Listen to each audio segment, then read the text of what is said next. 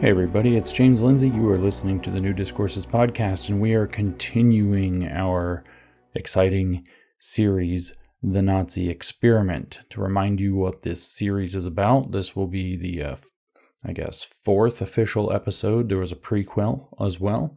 I'm going through Hitler's Mein Kampf and related writings from the Nazi era so that you guys can actually understand pretty much firsthand by hearing Hitler yourselves what the real agendas were, what the real vision was, what the Nazi Party was actually about. We learn lots, or some, I should say, actually about Nazis in our schooling. We don't really learn truly what their view and motivation was. We learn that they were fascists and that they were racists and that they were horrible, and we don't learn why. And so the way that I'm characterizing this series, as you heard, is as the Nazi Experiment. That's maybe a controversial framing, I don't know. But the idea with the Nazi Experiment, as I've discussed in each one of the podcasts so far, is that the Nazis found themselves in a set of bad conditions following World War I, and they did a grand experiment to find out if they had a solution to those bad circumstances. And whether you want to say that they were exaggerating the badness of their circumstances or whatever else is all immaterial. They believed they had these particular circumstances, some of which was certainly attached to reality, and they were going to do this experiment to try to solve the problem. And the experiment was called the Nazi Party, or the National Socialist, National Socialist German Workers' Party. So they were going to solve the problem with this experiment led by Hitler, who started writing this down in the early 1920s in his infamous book Mein Kampf, which translates as My Struggle. And struggle's kind of an interesting word because, as you can tell so far, if you've been following the series, Hitler is very invested in the idea of struggle. Everything to him is combat. In fact, his is this really weird evolutionary worldview, and that's really the point of the series that we're covering so far, is that the Nazi experiment is based on a particular worldview being implemented by the state. If we want to get technical, that worldview is being implemented as the theoretical idea and, in a sense, the practical idea or derivative to it in a old Hegelian sense, where the state becomes sort of the divine object on earth that incorporates the people and their vision for a perfected society. And so, of course, Hegel was a German mystic and, to a degree, I guess, philosopher. He's recognized as a philosopher. He's not. He's a mystic and an occultist and a wizard. But this is what the Nazi experiment is about, was implementing this worldview, which was based on it's literally, in Hitler's own words, a racialist worldview. Racialist means racist. It's literally a racist project. It is the belief that there is a superior race, which he called the Aryans, which he located in certain among the Germans. Its antipode racially are the Jews, though there are many other inferior races. And his belief is that just like with biological animals and I guess zoological animals and the broader animal kingdom and every other living thing, there's this relentless, vicious, terrible struggle, hence that word, between species that defines, it's not just survival of the fittest, but the elevation of the most fit. And so Hitler's very clear in one of the earlier episodes, it's volume 2 as they're labeled in this series, Hitler's very clear that as for the animal kingdom, so for the races of man. So his goal is to concentrate the Aryan race, which he again identifies primarily with the German stock, and to make sure that its gene pool is not watered down. He's very clear that the blood will not be diminished. And of course, he has this scapegoated interloper race mixed in. It's not just that there are these so-called inferior races.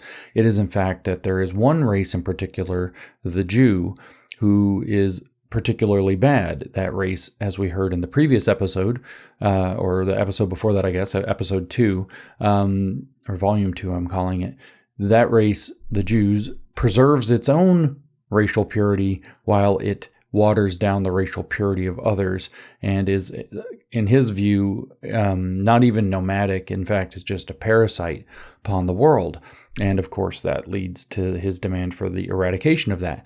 But the point is that Hitler had a worldview. That worldview was the basis for his experiment, the Nazi experiment. It was to be incorporated in the state. Everybody was to be a part of that state through the usual Hegelian totalitarian project.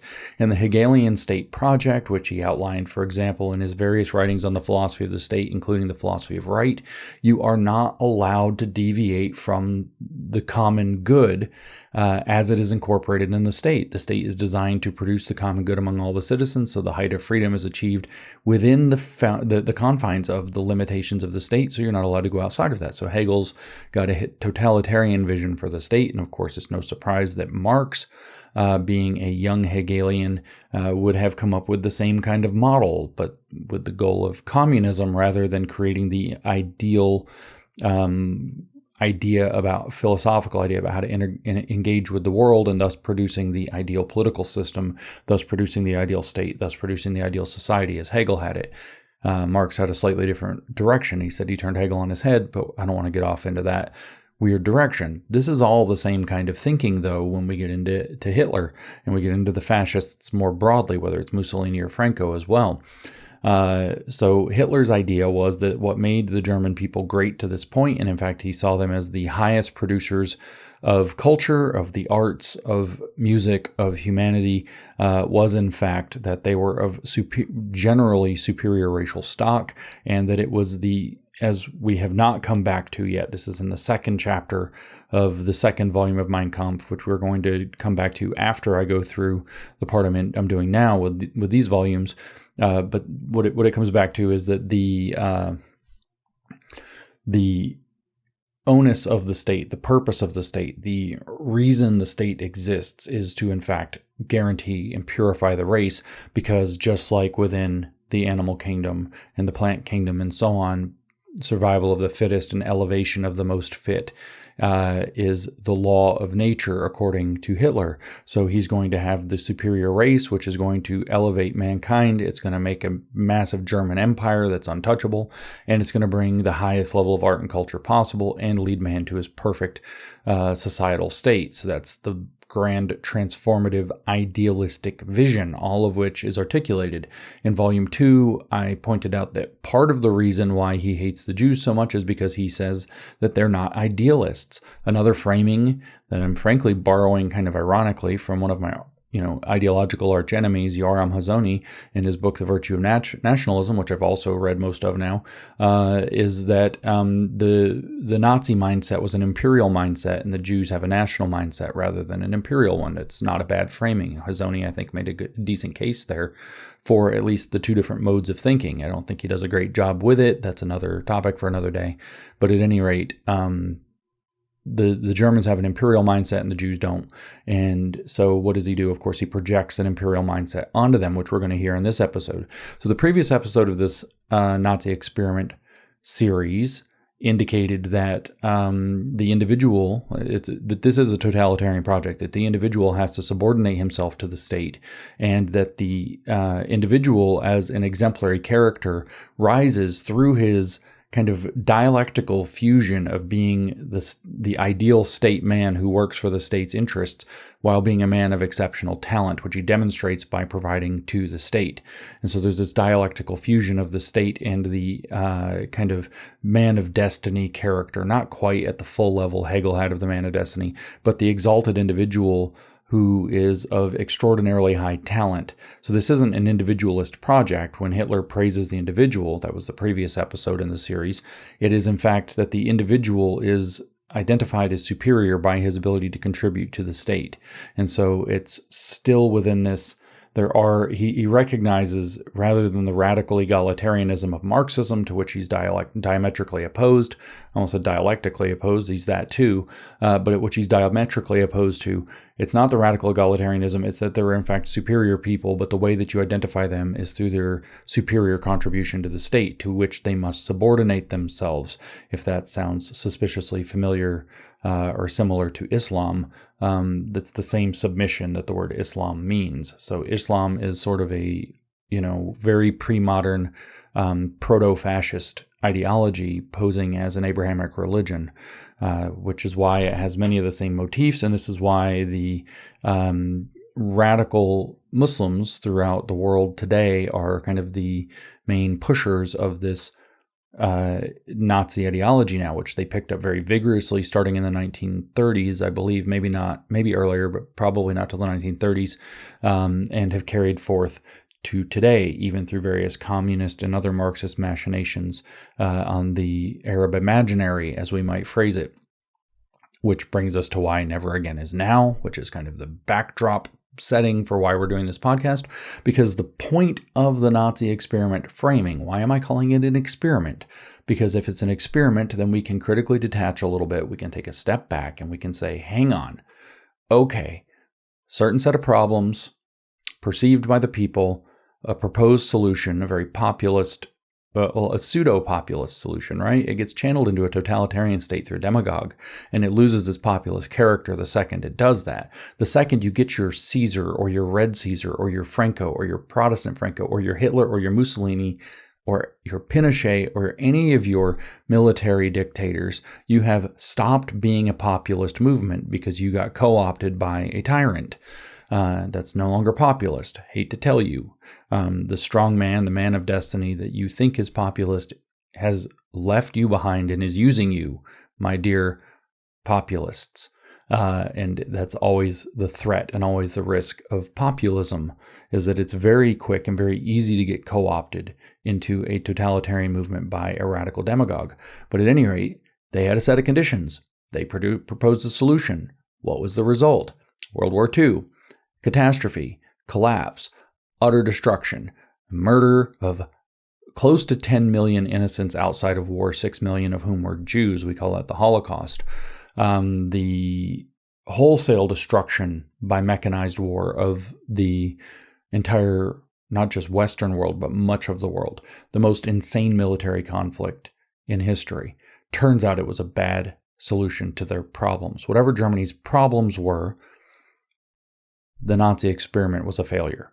And so here we find ourselves at this weird crossroads where I'm having to say things and do podcasts titled Never Again is Now, which will be the last words of the podcast again today, because we're seeing these tropes arise. And so in the previous episode, I read chapter 4, which was about the relationship of the individual to the people's state, or to the Nazi totalitarian project. And in this episode, I'm going to read chapter 5 of volume 2, which is the Weltanschauung in Organization is the title of the chapter. And so it's going to talk about the need for the worldview, which is the racialist worldview of exactly what I already described, super pro eugenics, evolution based off of crackpot misunderstandings of evolution, racialist worldview to have the superior race, and in particular that includes wiping out the Jews as the international parasite race. And when I go through this chapter, you're going to hear that this world concept's relationship to the organization of the Nazi Party means that worldview is the defining character of the Nazi Party. So as somebody who listens to the podcast recently told me, if you wonder who, I will rat him out. It is the rather admirable character on X that goes by Entropyrian. You're welcome to figure out how to spell that. You might think it's Entropy Ryan, but not with a Y in the Ryan part, but it is Entropyrian. And he said, I've been behind on your podcasts, and I started listening to these Nazi experiment podcasts finally. And I'm like, holy crap. He said my jaw was on the floor or the desk or whatever the whole time I was listening, because I realized I've been listening to Mein Kampf being regurgitated on X for the last 6 months without knowing that's what I'm reading. Well, the point of the podcast series, besides just the framing of the experiment, is to equip you to recognize when you're hearing Mein Kampf regurgitated on social media, because it is rife, it is everywhere. And as we heard from a caller, a mother calling into the Charlie Kirk show recently, as it turns out, it is infecting our youth. This poor mother calls in distraught that her son, her teenage son, is repeating Nazi apology. He's thinking Hitler maybe wasn't so bad. She wanted to know where he's getting it. Charlie wouldn't name the influencers who he's getting it from, but you will notice this stuff is all over X. Now, when we go through this chapter, worldview and organization, or Weltanschauung and organization, the relationship of the worldview to the organization of the party. How is the party going to be organized? Through adherence to the worldview. When we go through this, you're going to hear some very uncomfortable things. It's not a particularly long chapter, but you're going to hear some very uncomfortable things. Why? Because it's all going to sound very familiar to whether it's this Groyper movement or dark MAGA or whatever the hell we want to call it, the Gab people headed up by Andrew Torba, whatever you want to call it, you're going to hear some very uncomfortable things because of its familiarity. And part of the reason I'm bringing you this series is, in fact, to help you realize that that's what's happening. Hence saying never again is now. Hence having torched my career to try to stop this. People say, James, what are you doing? Why are you going after this so-called woke right? Why won't you just stop? You will be much more effective if you can reach more people, and getting yourself canceled means you're not reaching people. Well, basically what happened is last summer I saw this train coming. Actually, I've seen it coming down the track for a long time. Nobody wanted to talk about the train coming when we could have done something to get it off in a different direction or get off track. I saw it coming inexorably toward the election last summer, and I thought I must try to derail this thing, and the only thing I have to throw in front of the train or onto the tracks is my body. And so here I am, canceled, but still doing what I'm doing because it's the right thing to do. And as we learn in James chapter 4, verse 17, for he who knows the right thing to do and does not do it, it is sin. So here we are. So I'll bring you less preamble and more chapter 5 of volume 2 of Adolf Hitler's Mein Kampf, reading the Ford translation. As I was telling a friend yesterday in a conversation about this, I have 2 translations of Mein Kampf. This is the friendly one. The other one goes real hard, but this one's considered the most authoritative, the Ford translation. So it's the one that I will be reading. It's available online for free. You can find it very easily with a search if you want to read along. World concept or worldview or Weltanschauung in the original German, and organization. This chapter 5 of volume 2. Hitler begins this way. I have tried to draw a general picture of the new race-based state. So we didn't even finish the first sentence, as it frequently turns out to be the case. Let me just drive that nail in a little deeper. Anybody who's telling you anything else, oh, Hitler just loved the Germans, he just loves the German people. Nah. I have tried to draw a general picture of the new race-based state. He did not just love the Germans. He loved the Germans in a particular very perverse way, which has been outlined in the previous episodes of this series, in particular in volume 2, which reads from probably one of the most hideous chapters of this book, which is chapter 11 of volume 1. I have tried, he says, to draw a general picture of the new race-based state. So again, let no one lie to you about what the Nazis were about. However, he says, it will not be realized by simply understanding what is necessary to construct a state. It is not sufficient to know how a race-based state should look. So that's the idealism, knowing what it should look like. Much more important, he says, is the problem of where to start. Okay, so now we have the theory and we have to wed it to praxis. Same thing. So when Hitler told one of his leaders early on that the whole of the National Socialist program was derived from Marxism, although modified, here you have this same dialectical concept from Hegel of the wedding of the theoretical idea and the practical idea, or in Marxist language, the wedding of theory to praxis. It's not enough to have the theory, the vision, the ideal visualization, the imagination. We must have the praxis. Much more important is the problem of where to start, he says. We cannot expect the existing political parties. Now, this is going to sound extremely familiar to you, all this uniparty talk we have, etc. We cannot expect the existing political parties, which are mainly landlords of the present state, to take any action themselves toward change or to voluntarily alter their present attitude. So he's saying it's hard to say where to start to get, we know we want this racialist state as described in the previous episodes. We know we want to do that. We can't get there because the existing state is in the way and it is too entrenched, and corrupt. It won't change itself.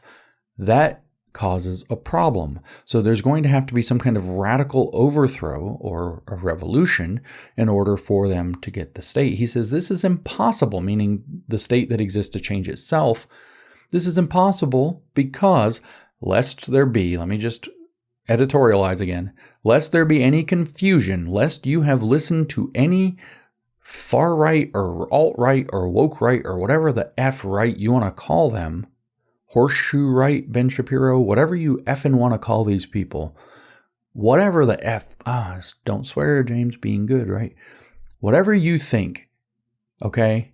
Whatever those people you've listened to on the alt-right or woke right or whatever have told you about Hitler, let there be no mistake made. Let me read this sentence to you.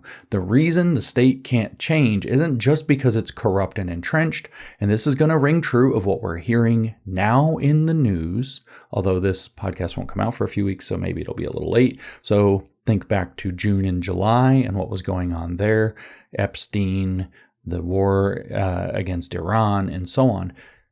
The reason the state can't change, Hitler says, is this is impossible because they are being directed by Jews. Jews here and Jews there and Jews everywhere. So all this propaganda that the so-called panicans or whatever have been throwing out at you, all these influencers and podcasters, is regurgitated Mein Kampf. They might not know it is, but some of them do. If current events, Hitler says, are allowed to develop unhindered, the final result will be the realization of the pan-Jewish prophecy, and the Jew would devour the peoples of the earth and become their master. Of course, I'm recording this in the shadow of Candace Owens, just saying that the Jews are the master of the universe.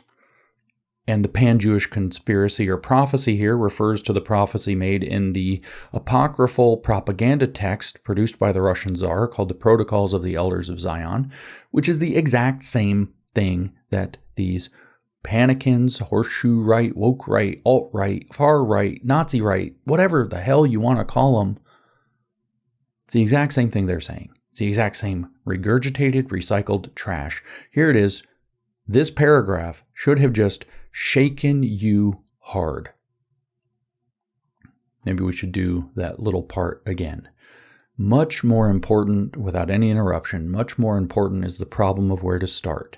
We cannot expect the existing political parties, which are mainly landlords of the present state, to take any action themselves toward change or to voluntarily alter their present attitude.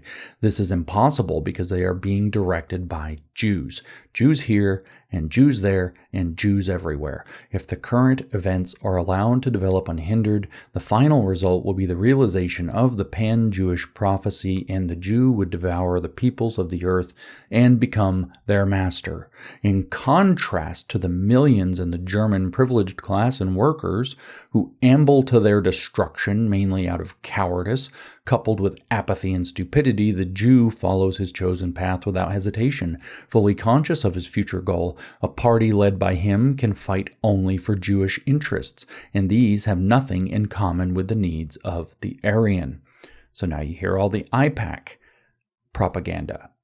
To transform the ideal image of a race-based nationalist state into reality, one must seek new forces that are willing and able to undertake the battle for such an ideal, and one must especially avoid forces related to the current system. So you're going to need a mass movement of outsiders who are going to go after the existing system in order to know where to start. He says, in a battle it must be, because the creation of a new race-based state, let me just point out to you, pause, editorial. Could he say race-based state more times? Could he make it more clear?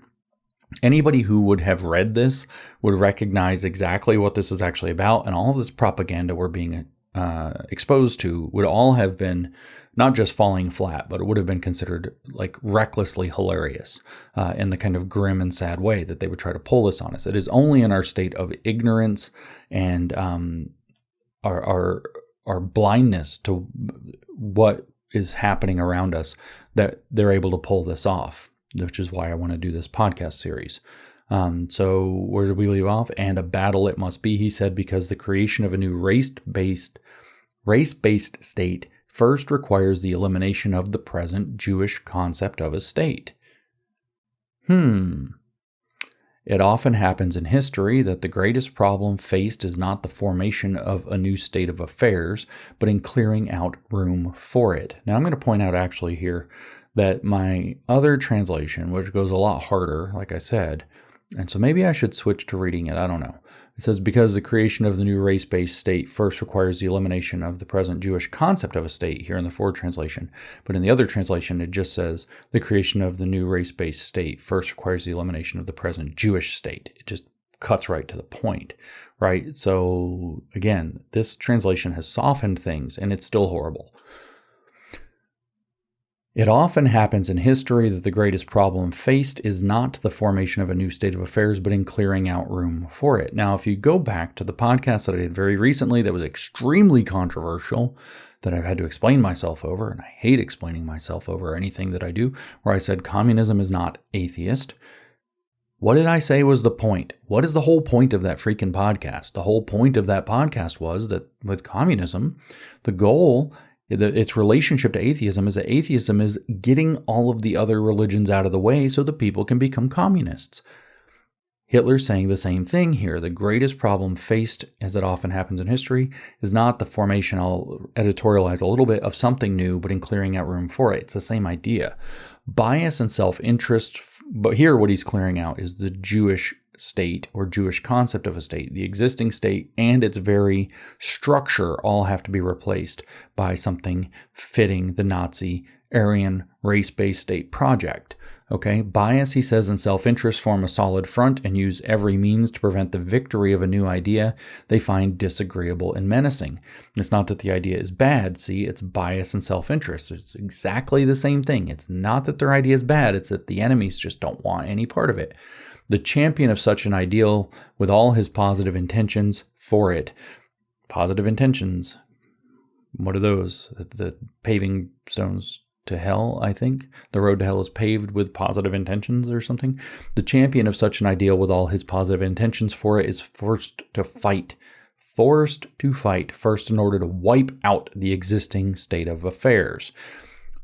That's extremely Marxist. It is also extremely clearly what we're getting from both the communists today, the woke left, and the post-liberals, the woke right. We have to clear out the existing state of affairs. The Constitution's a dead document. The Constitution's just a piece of paper. The Constitution's in our way. The existing system, the existing politicians, we can't vote our way out, blah, blah, blah, blah, blah. We have to fight in order to wipe out the existing state of affairs. The classical liberal system has to go. It's time to be post-liberal.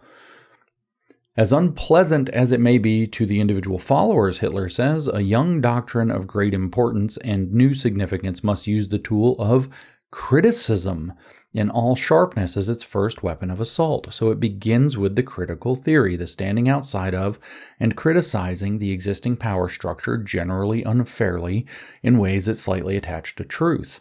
Again, taken from the Marxists. The idea is to pick up the tools of the Marxists and use them against them. You see the problem against the existing society, because you see the problem, as we've heard, isn't the woke part, it's the left part. The woke part's just fine. Those are tools you can pick up and use against the existing order. We literally heard that from Carl Benjamin, who is very anti-Nazi. But we literally heard the same mentality, which I hate to say turns generally my friend Carl into a useful idiot for something much worse. It shows little historical insight, Hitler tells us, when the so-called racialists of today keep declaring that they have no intentions of indulging in negative criticism but only in constructive work. This nonsense is as childish and idiotic as it is indicative of the racialist, and it proves how little they know of their own history. So it has to use the critical theory. Nazism proceeds from the critical theory. That's the first tool. If you think it doesn't, that we're just going to build something new without all of the leftist tools, criticism, critique, struggle sessions, shaming, etc., you think you're just going to build something new and attract people, he says, that's as childish, this nonsense is as childish and idiotic as it is truly indicative of the racialist and proves how little they know of their own history. Marxism, he says, has an aim also. And it is no stranger to, quote, constructive work, even if that work is nothing more than the creation of a tyranny of international world finance, by which I mean Jewry. Could he really be any more clear what he thinks the problem is? And never again is now, because we hear this now, too. International world finance, aka Jewry. We hear it exactly that way. I mean, ESG is an international finance cartel, but Jewry. Nevertheless, Hitler says, it began its constructive work by practicing criticism. That's Marxism, began its constructive work by practicing criticism, and its constructive work was creating an international world finance superstructure, which is Jewish, according to Hitler. Nevertheless, it began its constructive work by practicing criticism and has continued for 70 years, and how destructive it was. This corrosive criticism continued until the constant gnawing of the acid undermined the old state and brought it to collapse. Only then did the so-called constructive work of Marxism begin. However, this was actually natural, right, and logical. You cannot abolish the current system by simply emphasizing and insisting on a future one. Record scratch. Let's hear that again. Let's see, where do we start? Nevertheless, let's throw in the word. The Marxists began their constructive work by practicing criticism and have continued for 70 years, and how destructive it was. This corrosive criticism, Marxist critical theory, continued until the constant gnawing of the acid, Marxist critical theory, undermined the old state and brought it to collapse. Only then did the so-called constructive work of Marxism begin. And you think, well, Hitler hates the Marxists, obviously, so he's not going to be on board with this acid dissolving the society and through critique. However, he says, this was actually natural, right, and logical. You cannot abolish the current systems by simply emphasizing and insisting on a future one. We can use Marx's tools for different purposes. The exact same rhetoric we hear from the entire woke right now. I hoax them with the Communist Manifesto at American Reformer, and they reply with Marx had a lot right, his criticism was right, it was his solutions that were wrong. Every major popular influencer, with a very short list of exceptions in the MAGA space, repeated this. Cernovich, Tim Pool, Carl Benjamin did multiple shows on it. Unbelievable. You see it from all the American Reformer guys. The hoax that I perpetrated on them is still up because, in a quote, it represents a reasonable aggregation of some new right thought. That's the exact excuse they gave for publishing it and keeping it published. Hitler, quote, however, this, meaning Marxist critique to destroy the society, was actually natural, right, and logical. You cannot abolish the current system by simply emphasizing and insisting on a future one. Are you seeing the problem yet, ladies and gentlemen? I see it pretty clearly. Are you seeing it? Are we on the same page here yet? If you need to know, we're on page 307 of Adolf Hitler's Mein Kampf. We're not on X every day right now. But let's carry on, because Hitler elaborates. Explaining the necessity for change will not win over followers of the present system. See, James has no solutions. And it certainly will not convert those with an interest in the existing state of affairs. Unfortunately, it may easily happen that both conditions will exist side by side, so that the new world concept, or Weltanschauung, becomes a political party, and once that happens, it can never escape from its own limitations. So that's why MAGA is ineffective to the woke right. World concepts are intolerant and cannot be satisfied with the role of being a party among others. Hitler says, no, there can be only one. They arrogantly demand complete and exclusive recognition for themselves and a complete transformation of public life so that it follows their views. In other words, what he's talking about with his racialist worldview is a totalitarian system. It is not the vision of a political party, even though it's called the Nazi Party. It is something much more. It is intolerant and cannot be satisfied with the role of being one party among others. It is a worldview, guys. It is the way that you are to see the world. Think of how the communists work. Think of how the woke left works. Think of how the trans work. Think of how all of this works. Everybody's fully on board with their constructivist worldview, or else you are an enemy of the people. This is the same message from Hitler. Worldviews are intolerant and cannot be satisfied with the role of being a party among others. They arrogantly demand complete and exclusive recognition for themselves and a complete transformation of public life so that it follows their views. A true worldview cannot tolerate any continuing existence of a previous state of affairs side by side with their views. This is why I am screaming and destroying my own life and career to warn you about the woke right, because the woke right has adopted a worldview. That worldview is a postmodern regurgitation and recycling of these themes from fascism as reaction to communism. It is derivative not directly to old school communism, it is derivative to new school woke left postmodern neo-Marxist communism.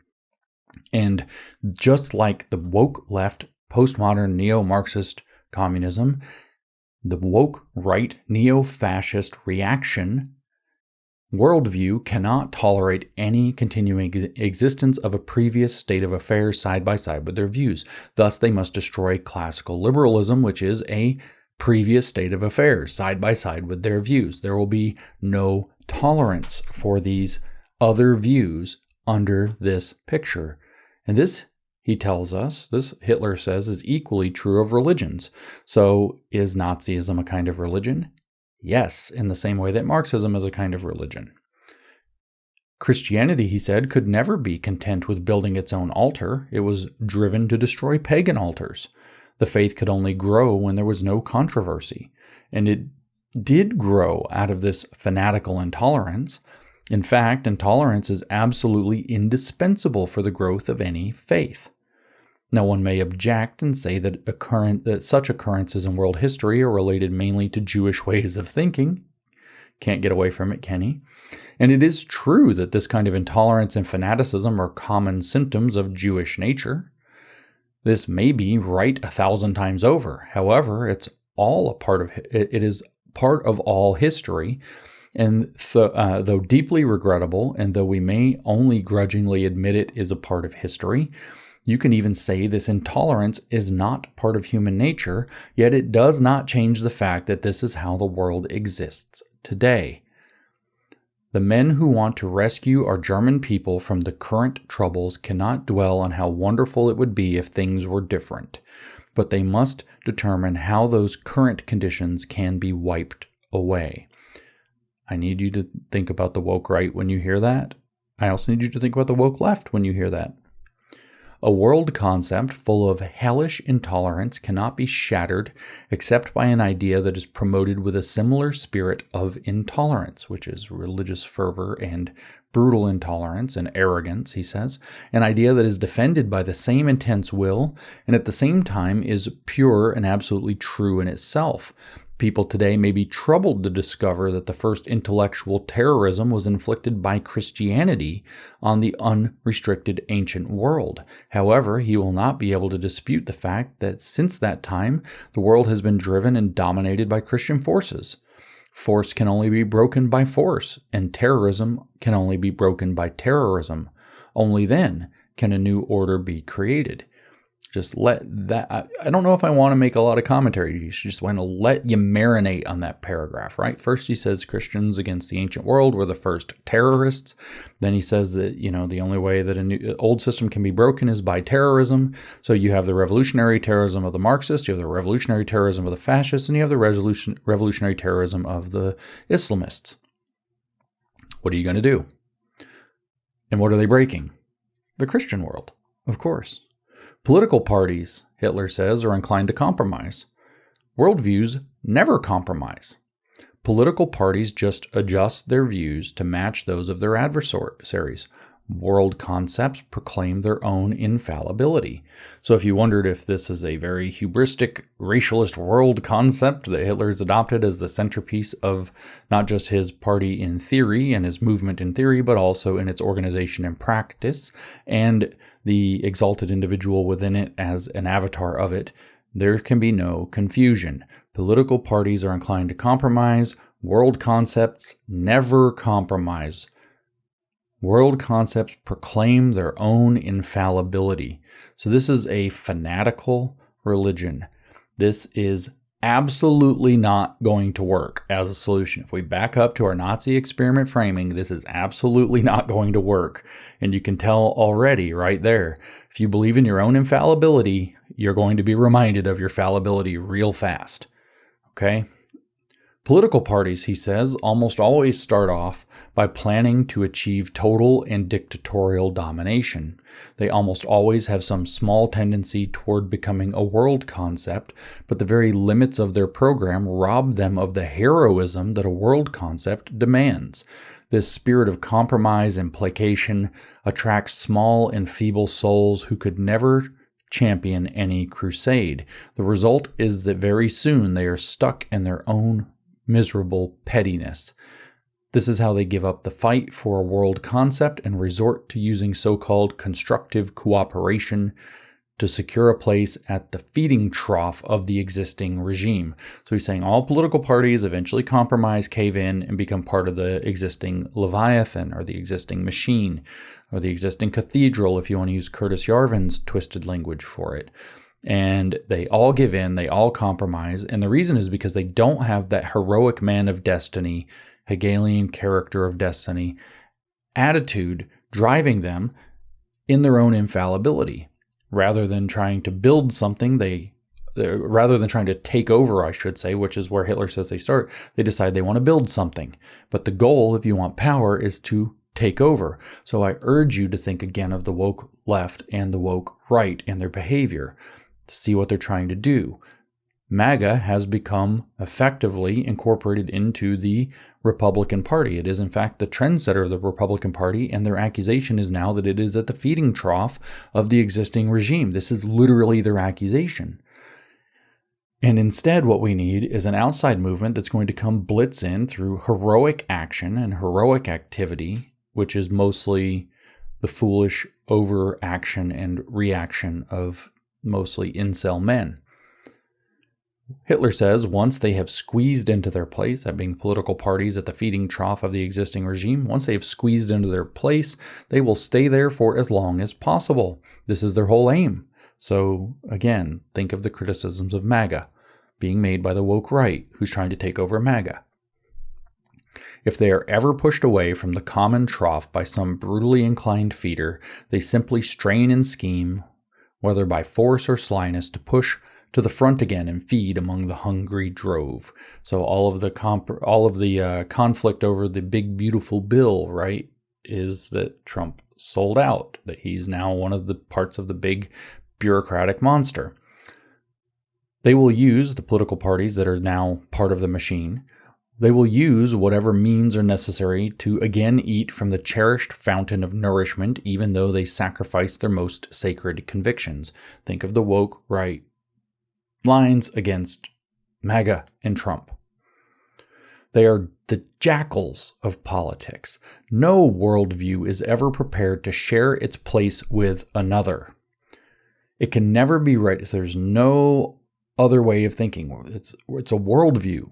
Okay, everybody either sees the world the same way or there's conflict, which is the intrinsic problem with Marxism, the intrinsic problem with fascism, the intrinsic problem with utterly intolerant or militant religions.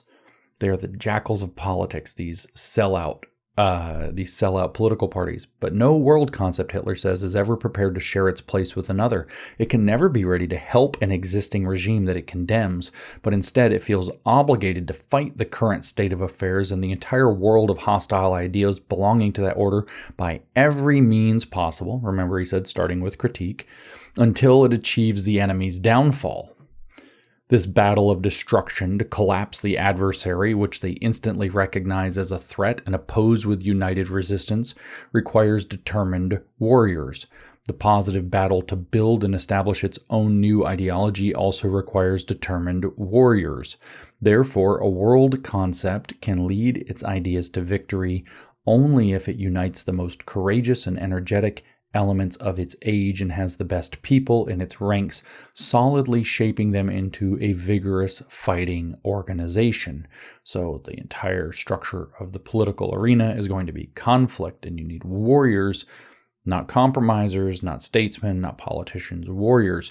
To accomplish this, he tells us, it is necessary to keep these elements in mind and to pick certain ideas from its world concept or worldview or Weltanschauung that can be wrapped up in brief, precise, slogan-like qualities that make them suitable as a doctrine of faith for a new fellowship of men.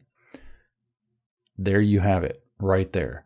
The way that this is going to work to get the people organized and to elevate the champions is going to be to pick certain ideas from within the worldview, which is the racialist worldview for the Nazis, that can be wrapped up in brief, precise, slogan-like qualities. So we're not thinking anymore, we're just acting within the hive, that make them suitable as a doctrine of faith for a new fellowship of men. While the platform of a strictly political party, Hitler says, is a formula for success in the coming election, the program of a world concept, or worldview of Weltanschauung, is a formula that declares war on the existing order, an existing state of things, and an existing world concept. Thus, the woke right and woke left attacks on the liberal status quo, which they are trying to destroy.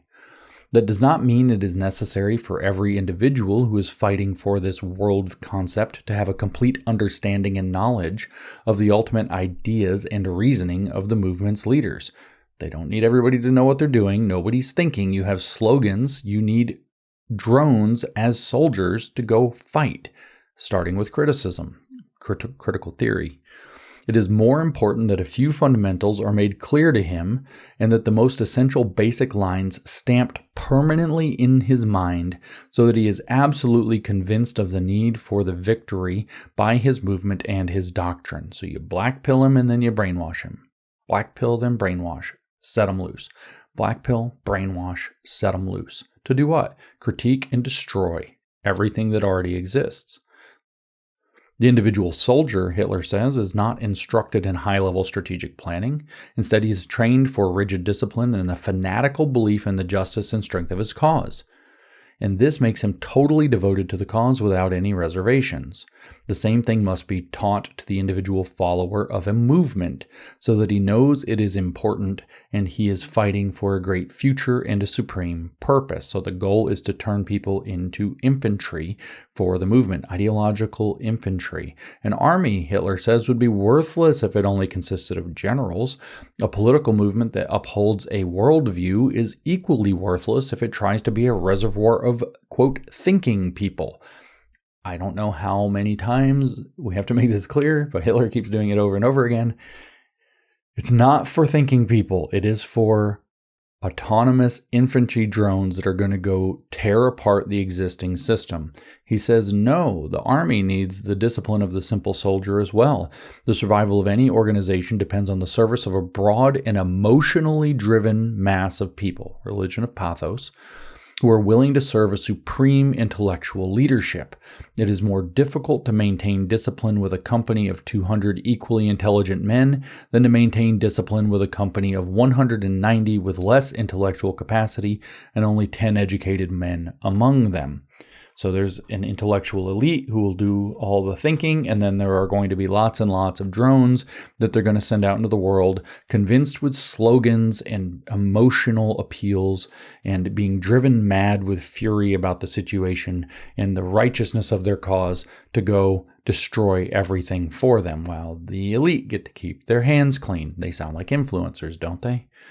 In the past, the social pause. Let me just talk again for a second. Let me just remind you that the woke on both sides, but explicitly on the woke right side, are utterly overwhelmingly consumed by the concept of elite theory. They have been making podcasts, writing books and articles, and obsessing about this for years already. People are like, James, you're way ahead of the curve. And I'm like, I'm not. I'm a decade behind the curve. They were writing this shit back when Trump got elected the first time in the alt-right, starting probably as early at least as 2014 and maybe before that. We're a decade late to this fight, folks, against the woke right. You think this came out of the ground? It activated in the lead up to the 2024 election because they saw in either outcome of that election their opportunity to do something, either spring a civil war if Kamala won, or to try to co-opt the MAGA movement and Trump in a very narrow window of time. And if they can't co-opt MAGA and Trump, they will discard MAGA and Trump and replace it with something new afterwards, which seems to be what it's leaning to now, because it appears they cannot co-opt Trump. So they're turning on him. This is all very predictable. But what you're watching is the springing of a trap that's had its lever pulled back and strengthened for a decade at least before this. And in other words, Mein Kampf was that, the pulling back of the spring and the trap in the 1920s. And in the 1930s is when it sprung very rapidly. And you saw the rise of the Nazi movement. In 1933 in particular, it takes power. So 32, it really springs. This is where we are now. This is why never again is now. This is why this is so important. But the idea is that the elites in the movement, the dark elves, as Curtis Yarvin has it, will really coordinate and run everything while keeping their hands clean and going to cocktail parties and being on their podcasts and never doing a hard day's work in their life. And all of the people that they convince with their emotionally charged, slogan-driven rhetoric and hatecraft are going to go do all the dirty work. Here, Hitler suggests a 1 intellectual to 20 drones, foot soldiers, whatever you want. Ratio is a good one. In the past, Hitler tells us, the social democracy Marxist movement has used this fact to their great benefit. In other words, in our language today, the woke left did this too. Therefore, we get to do it. That's the logic of the woke right. What Hitler says is, it recruited from the masses our discharged soldiers who were already accustomed to discipline. The Marxists took them under its own equally rigid discipline. Its organization was an army that consisted of both officers and soldiers, but here the German laborer, who was now discharged from the army, was the soldier, and the Jewish intellectual became the officer. And the German trade union officials could be considered the non-commissioned officers. Our privileged class was always shaking their heads in confusion when they saw that only the so-called uneducated masses belonged to Marxism. They failed to realize this was the reason for its success. So you need a bunch of useful idiots with a handful of scheming planners to make things work, is what Hitler's saying. In other words, we can go back to Curtis Yarvin's analogy, which go listen to that paywalled podcast if you want to know what I'm talking about, which I recently did here on the platform. You can go look it up and at least go read his own writing about it. But this is the dark elves and the hobbits. You got to mobilize the hobbits so that they can take things over, but the dark elves are going to scheme and make sure it's done. And they see themselves as the elite dark elves, dark MAGA. As a matter of fact, they call themselves sometimes, when they don't call themselves dark enlightenment, which is an oxymoron. Anyway. While the intellectual privileged class parties formed a useless and undisciplined mob, Hitler says, Marxism used the non-intellectuals to form an army of party soldiers who blindly obeyed their Jewish masters as they had once obeyed their German officers. The German middle class thought they were above worrying about the mental reasoning of the ignorant lower classes, so they paid no attention to them. They also failed to consider the potential consequences or to realize the deeper meaning, and they certainly failed to see the danger that existed in this recruitment of the masses. On the contrary, they believed that a political movement that consisted only of intellectuals was superior simply because it was an intellectual movement. So this is our very smart people, right? Not understanding that what the woke left was doing by co-opting the college students, especially, midwit college students who probably shouldn't have been in college in the first place, was creating a movement that could do real damage, right? They assumed a group of intellectuals had more of a right and a greater chance of gaining power than the uneducated masses would possibly have. They never realized that the strength of a political party is not found in the great intelligence of individual members, but rather strength is in the disciplined obedience of the members who follow their intellectual leadership. What counts is the leadership itself. If two bodies of troops are fighting, the victor will not be the one whose individual members have the most advanced strategical training. The winner will be the one with the superior leadership and with better disciplined, more blindly obedient, and better drilled troops.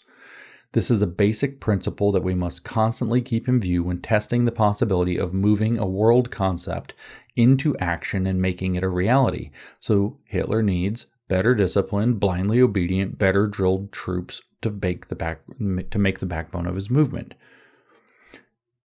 Now that we know, he says, we must transform a worldview into a fighting movement in order to lead it to victory, it is logical that the movement's program must consider the human resources at its disposal.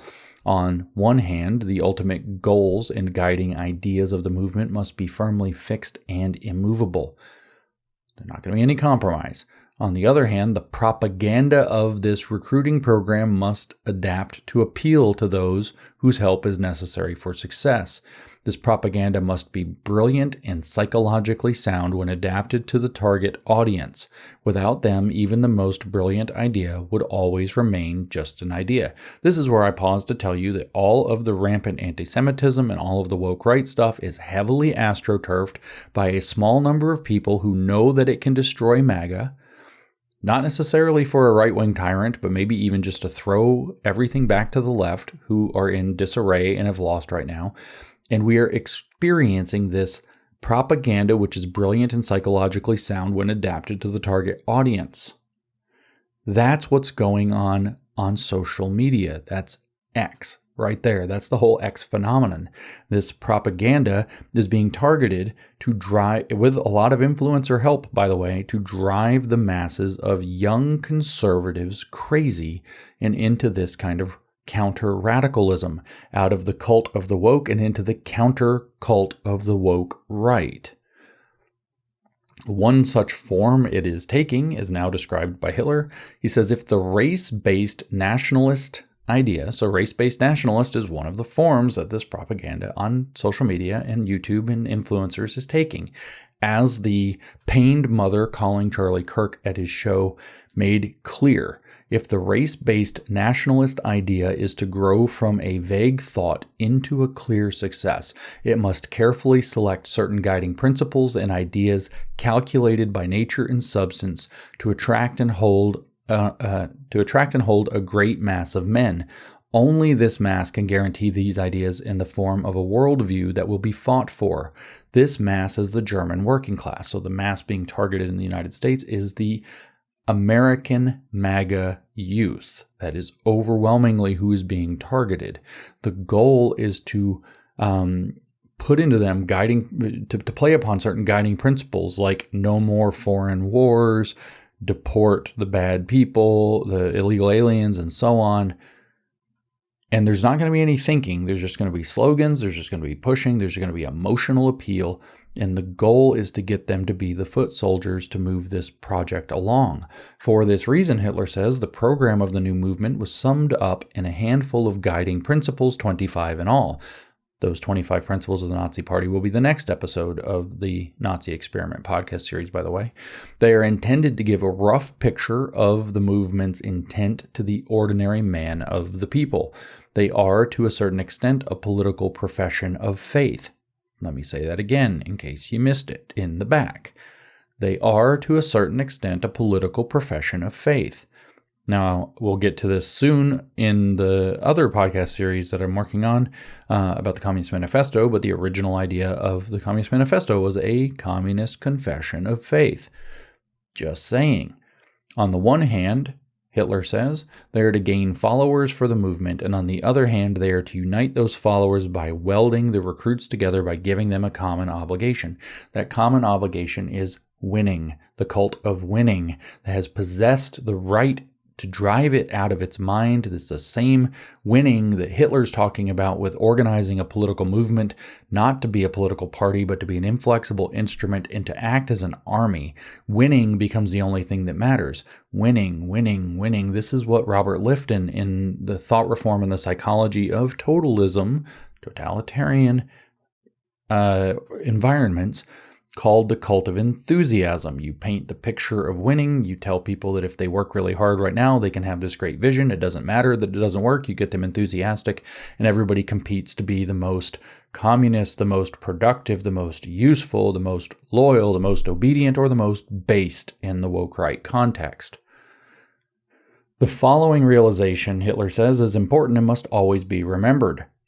The program of the movement is beyond questioning and is absolutely sound in its ultimate aims, but since it has had to be written down based on what was thought at the time, the opinion may eventually arise that perhaps certain principles should be worded differently and better formulated. This reminds me of reading Mao, actually, where, they say that the principles are an immortal science that are never wrong, but sometimes we have to make adjustments, and that's just because we're at a different phase of the revolution. He says, this is usually disastrous because it takes something that should be unshakably firm and opens it to discussion. So there's not going to be any discussion at all in their system. If we allow a single point, Hitler says, to be dragged outside the realm of a strict doctrine, discussion will not produce a new, better, and unified formulation. It is far more likely to lead to endless debate and general chaos. In such a case, the alternatives must always be weighed. Which is better, a new and more succinct formula that causes a dispute within the movement, or a form that is less than perfect but establishes a logical, unshakable, inwardly unified entity? If carefully considered, Hitler says the unshakable entity will always be preferred. So it doesn't matter if they find errors in their program, you just keep going ahead because there can be no doubting the infallibility of the program, as he said earlier. Since changes are only a matter of outward form, because the worldview is infallibly correct, so it's just small errors. This sounds exactly like what the communists do, by the way. Making corrections may seem desirable or even possible over and over again. Due to men's focus on the outward appearance, there is great danger that they may see this external reformatting of a program as the main business of a movement and assume the goal is to tinker with the program. But if that is the focus, the will and strength to fight for the idea will diminish, and the energy that should be directed against the outside world is consumed by internal battles over the program. So there's not going to be any debate over what the program's going to be. Everybody's going to be on board with it, and there's not going to be any questioning. It doesn't matter if it doesn't work. We're just going to do it harder. Because if it didn't work, it's not wrong. It's infallible. It must be that people are doing it wrong. And then you get the logic of purges that always arises in every totalitarian environment. Hitler says, if the broad outline of the doctrine is actually sound and it has up to this point been considered a rock-solid law, it is not nearly as harmful to keep a formula that is less than ideal or may not agree exactly with the truth than to try improving it by opening it up to discussions that may have damaging consequences. Better just cling to the falsehood because it's the doctrine. He's openly saying that as part of the faith program. It's really weird that these paragraphs are here. Revisions, he said, must be absolutely avoided as long as the movement itself is still struggling for victory. Aha, there it is, as long as it's still struggling for victory. Now, the communists at least didn't even say this. The communists said that the idea is right, but that there would definitely be these, the need to reflect and modify praxis according to the result. Right? How are we to fill men, Hitler asks, with blind faith in the truth of a doctrine? So there's his goal. If we spread uncertainty and doubt by constantly making changes to it. We must always seek the inner meaning of the doctrine and not become distracted by the outer shape. This inner core is unchangeable, and for its own sake we can only hope that by keeping away all actions that can divide and create doubt, the movement may gain the strength necessary to maintain itself. Here, too, he says, another weird paragraph, we can learn from the Catholic Church. Sorry, Catholics, this is what Hitler thought of you. Although its dogma unnecessarily conflicts sometimes with science on many points, the Church is not willing to sacrifice one syllable of this dogma. It rightly realizes that its strength is not in adjusting to match the scientific results of the moment, which are constantly changing, but in firm devotion to doctrines that are established and form its character of faith. It is more solid today than ever because of this. We may safely foretell that as events become more fleeting and they begin to change faster, the strong and stable fixed pole of the Church will attract even greater numbers of the blindly devoted. So there's the comparison that Hitler makes. I'll just let you sit with that. I have no comment. Anyone, Hitler says, who truly and seriously desires the victory of a new race-based worldview must realize that only a movement that is capable of fighting is equipped to succeed, and that such a movement can hold its own only if it is built on an unshakable, impregnable, and solid program. In formulating its program, the movement must never dare to make concessions to the passing spirit of the times, but must always maintain the form that has been decided as the right one, or at least maintain it until the movement is victorious. Until this has happened, any attempt to introduce arguments about the suitability of some point of the program will shatter the unity and fighting strength of the movement in the same degree its followers participate in such inner discussions. Just let that marinate, guys. An improvement, he says, that's in quotes, a quote improvement carried out today might be subjected to renewed critical scrutiny tomorrow and possibly another better substitute found the day after. Anyone who allows this to happen opens up a road whose beginning he knows, but whose end is lost in a boundless expanse. This important realization, Hitler tells us, had to be used in the young National Socialist movement. In the program of the 25 points, tune into the next episode, the National Socialist German Workers' Party has a foundation that must remain unshakable. The movement's present and future members must never feel it is their task to rework these guiding principles, but must feel duty-bound to them as they stand. Otherwise, the next generation might waste its strength on similar purely formal work within the party instead of bringing new followers and new power to the movement. For the great number of followers, the essence of our movement will be less in the words of our doctrine and more in the meaning we give them. So there you have the constructivist perspective. You're now going to divorce. Here we're going to put down this program. We're never going to deviate from this program, but if it doesn't work and we have to deviate from the program, we're not going to rewrite the program. We're going to change what the words in the program actually mean. Does that make sense? The young movement originally owed its name to these considerations. The program was later drawn up in accordance with these, and that was how the circle of ideas became rooted. To bring victory to the new race-based ideas, he's very clear on what the Nazi experiment is about, by the way.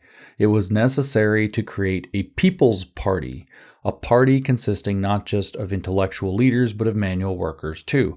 All right, so now we understand what a people's party or a people's state, whether it's communist or fascist, means. It means that there are a small number of intellectual leaders who propagandize and brainwash the people to do their bidding with iron will through emotionally driven appeals and propaganda, which is explicitly what he said. And because it does so through the people and in the name of the people, it is a people's party working, quote unquote, for the people. Do you understand? This is what the communists do. This is what the fascists do. They claim that they are the party for the folk here in Germany, but they are not the party for the folk. They're the party who use the folk. Just like the communists say they're the party of the people, but they are not the party of the people. They are the party that uses the people. I recently gave a speech down in Auckland, New Zealand, and I explained there in a very sensitive issue, which is Maori ways of knowing. It's called Mataranga Maori. It's a huge controversy right now in the country, and I explained that it's being used. It is that communists do not give a single crap about the Maori people, and there is zero Maori interests that are represented by communists. So Mātauranga Maori could be completely valuable, legitimate, historical, sacred, revered, whatever it happens to be, but the communists are using it as a wedge against the New Zealand society. They don't care about the Maori. They're going to screw over the Maori, but they're happy to use the Maori and be the party of the Maori, which they have a Maori party that's basically a communist party, as a matter of fact, doing this there in New Zealand, because they're hammering that wedge into the society. And it's the same in every case. The Nazi Party wants to drive its vision. It's going to drive it through the people. The Communist Party wants to drive its vision. It's going to drive it through the people. There are some slight differences. The Nazis or fascists are much more kind of openly clear that they're using the people. The communists kind of lie about it to a much greater extent. But it's through the people, for the people is the message, but they're really speaking in the name of the people. So here we have, it was necessary in order to bring this new to bring victory to the new race-based ideas, Hitler says. It was necessary to create a people's party, a party consisting not just of intellectual leaders, but of manual workers too. But the intellectual leaders, maybe 1/20th, 5% of the total, actually lead everything through propaganda and brainwashing. Any attempt, Hitler says, to accomplish the new racialist lines of thought without this forceful organization would be useless today and forever, just as it has proven to be in the past.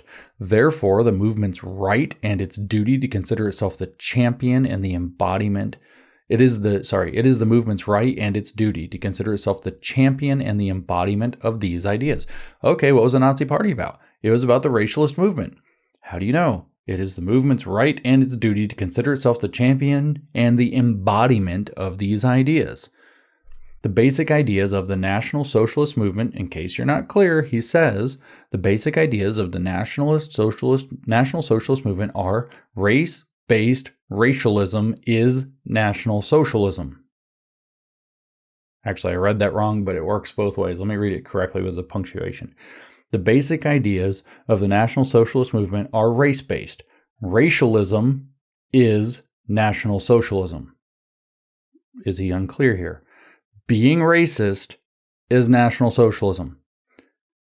Being racist is National Socialism. Did you catch it? Did you understand? Did he make it unclear to you? So if anybody, say a propagandist for the Nazis in the modern era, tries to tell you that's not the case, the basic idea, says Hitler, the basic ideas of the National Socialist movement are race-based. Racialism, which is an antiquated word that means racism, is National Socialism. There you have it. He says if National Socialism is to conquer, it must declare this set of ideas absolutely and exclusively as its own. Here, too, it has the duty and the right to stress that any attempt to maintain the race-based idea outside of the confines of the National Socialist German Workers' Party is pointless and impossible, and in most cases, such claims are outright fraud. Here, too, the party has the duty and the right to stress that any attempt to maintain the race-based idea, you can't be racist some other way, you can only be racist the Nazi way, outside the confines of the National Socialist German Workers' Party is pointless and impossible, and in most cases such claims are outright fraud. So nobody can come along and say we're being racist more correctly. There's only one way to be racist, it's the Nazi way to be racist. No kidding, that's what he said. If anyone today, Hitler says, accuses the movement of acting as if it, quote, owned the race-based idea, there is just one single answer. We not only own it, but for all practical purposes, we created it. The propaganda on the social media these days is not doing good against a quick reading of Hitler directly, is it? Nothing, Hitler says, that previously existed under the name racialist was fit to influence the destiny of our people in the slightest, because these ideas all lacked clear, unified formulation. In most cases, these ideas were a collection of mere isolated, disconnected convictions, which varied in their soundness. They often contradicted one another and never had any cohesion among themselves. Even if this cohesion had existed, it was too weak to build a movement from. This is what the National Socialist movement accomplished alone. Imagine being that proud.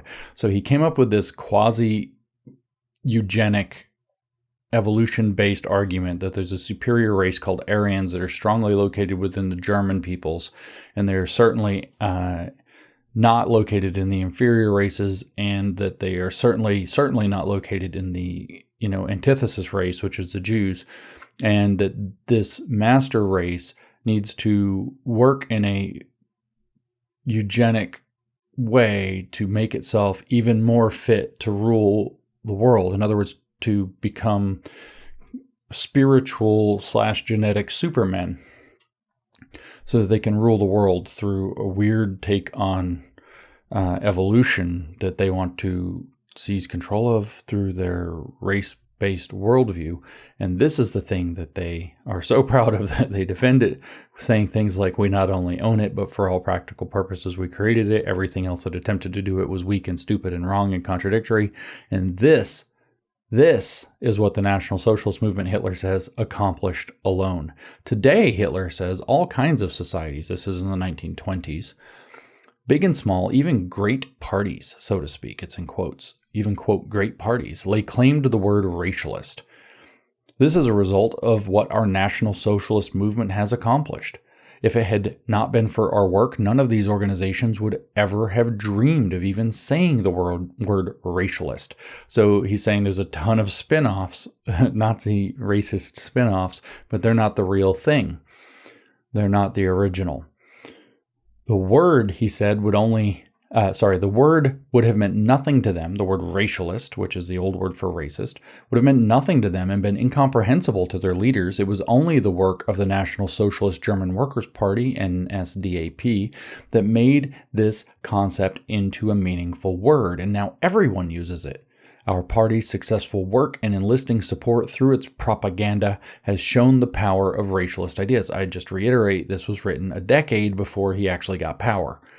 Others are forced, if only by their greed to gain new members, to at least pretend they want something similar. It is the same old story, he says. They exploited our work to help their party at the elections. For them, the word racialist is just a superficial, empty catchword that they use to counter the attraction their members have for our National Socialist movement. So you had other parties in Germany pretending to be or becoming racist in order to try to beat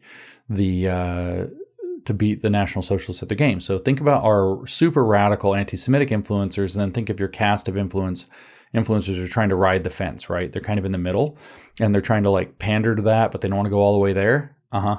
So Hitler would be calling them out, and the woke right will call out these fence sitters as well.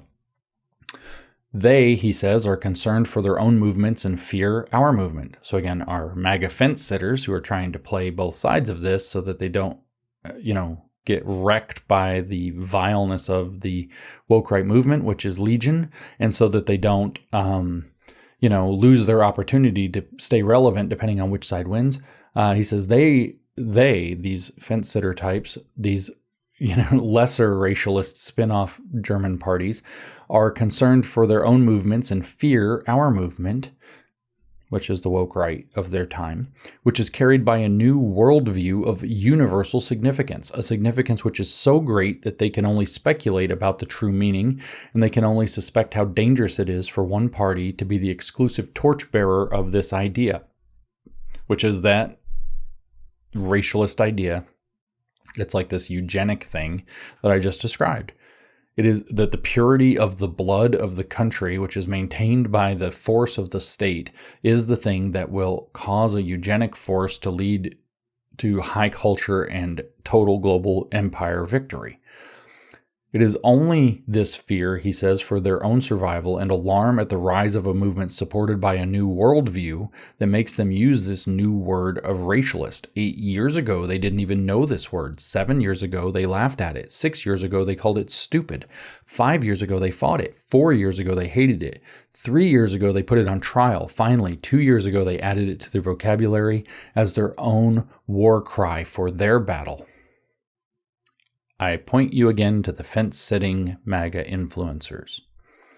Think of whoever you want at this moment. You've seen them. Even today, we have to keep pointing out that none of these parties has any clue what the German people actually need. Just replace this with MAGA. The most striking proof of this is the superficial way they use the word racialist. See, nobody's as racist as the Nazis, according to the Nazis. All those fake racialists roaming around with hybrid ideas are just as dangerous. There's your fence sitters. They build fantastic plans based on nothing more than a concept. It may sound like a good idea, but alone it is totally meaningless and cannot be used to lead great unified fighting fellowship, and it's certainly unfit to build one. These people who brew together a program partly from their own thinking and partly from what they have read in other programs are often more dangerous than those who admit they are enemies of the racialist idea. The best among these fake racialists are unproductive theorists, but even here, most of them strut arrogantly toward disaster. They often believe they can cover up their spiritual and intellectual nonsense and their instability by hiding behind a flowing beard and distracting people with primitive Germanic gesturing. To contrast all these unsuccessful attempts, it is a good time for us to recall when the young National Socialist movement began its struggle. And so that closes this chapter, and the next chapter is the struggle of the early days, the importance of speeches, and he starts talking about how he was able to build the Nazi movement for the next part of the book. So that's chapter 5 of volume 2 of Mein Kampf, which is called Weltanschauung and Organization, or Worldview, or World Concept and Organization. And you see how the idea of the racialist world concept is at the very center of creating the organization and making the organization become the thing that it can work as, which is a totalitarian, militant operation against the existing society in order to sweep it out of the way and take total control. Internally totalitarian, with highly consolidated power, highly mobilized leadership, moving large masses of unthinking, emotionally engaged people who've been propagandized to do the dirty work of destroying the existing society. Obviously, he derived this program from looking at the Marxists and their success, who do the same thing, but he has adapted it to the racialist worldview rather than the radical egalitarian worldview. In other words, he has said that the problem with woke left is not the woke part, it is the left part, and that it can be picked up for the right part, if you will, to paraphrase somebody else. And a lot of that was pretty chilling, because this is what's going on now. The idea is that this Nazi party, the point of the Nazi party and its whole organization and its brainwashing program and its mobilization of a mass movement, an unthinking, emotionally driven, propagandized mass movement of low intellect people, literally, he said that on purpose, is to destroy the existing society so that it can install a racial eugenics program that explicitly wants to sweep away the existing state, including its Jewish concept or its Jewishness, which means getting rid of the Jews, as we've already heard, as the interfering, interloping parasite race as they see it, that's bringing down everything. While also getting rid of the inferior races of men, which also are watering down the blood. The whole thing is based off of the idea that German blood contains exactly the spiritual characteristics that can lead you to become the Aryan, and the Aryan is the producer of culture and the producer of civilization and the mover of civilization. And so the German racialist worldview, in Hitler's view, is to create the Superman through the Aryan, by purifying the bloodline through state force. So you have an ethno-ultranationalist state. The nation will see itself through this ethnic identification, which is on the path through literally a societal eugenics program, both spiritual or esoteric and physical or exoteric. And this is the whole program. This is what it's about. And it's going to use propaganda to make sure the foot soldiers do all the dirty work. Blind faith. And he calls it a doctrine of faith. So this is the Nazi experiment. This is the thing you don't take up because the Nazi experiment proved to be a gigantic failure. But as I said, a lot of this was very chilling. This is the, I guess, third or fourth time I've read through this chapter in like 2 weeks. Even reading it again, it's chilling how stark the parallels are to the propaganda that we're seeing now, to the shape of the movement that we're seeing now, to the attacks on the MAGA movement from the woke right, which has imbibed this, even if it doesn't know that it has imbibed this. Hitler talks about that being a thing too, recall. And it's extremely concerning. So I hope this has been alarming and edifying for you. I hope it's clarifying. I hope it helps you break through any of this propaganda that you've been subjected to. I hope it helps you break other people free of the propaganda they're being subjected to. I hope it helps you confront this propaganda, because we need to stop this propaganda, because we've done this experiment before. It didn't work last time. It's not going to work this time. These people are not smarter than those people. Their postmodernism is not going to make it better than Hitler's industrial modernism. It's not going to work. They are not the super genius elites that they think they are. It is not going to work. It will end in disaster, and we're trying it again anyway, or they're trying to make us try it again is a better phrasing of that. A small number of intellectuals are mobilizing, particularly our disaffected and frustrated young people, particularly male conservatives or male right-wing MAGA members, to take up elements of this propaganda. And it's a scary time. The times will get scarier. A lot of it's coming from foreign adversaries, particularly Islamic ones who've picked up this tool, but not just Islamic ones. I guarantee you every one of our major foreign adversaries has a vested interest in pushing this on us. So Muslims, yes, but not just Muslims. And if we don't stop this, we're going to have really big problems. I just want to remind you, you can run somewhere. You can flee Nazi Germany in 1933, even if you're in the Frankfurt School, if you have an America to run to. Americans don't have another America to run to. The rest of the world doesn't have another America to run to. We actually have to engage this here. We actually have to stop this here. We actually have to expose this for the astroturfed fake movement that it is. We also have to expose it for the tremendous, incalculable mistake that we do not have to make, and walk ourselves back from this ledge. And the reason we have to do it, as I've said, and I will say, is because never again means never again, and never again is now.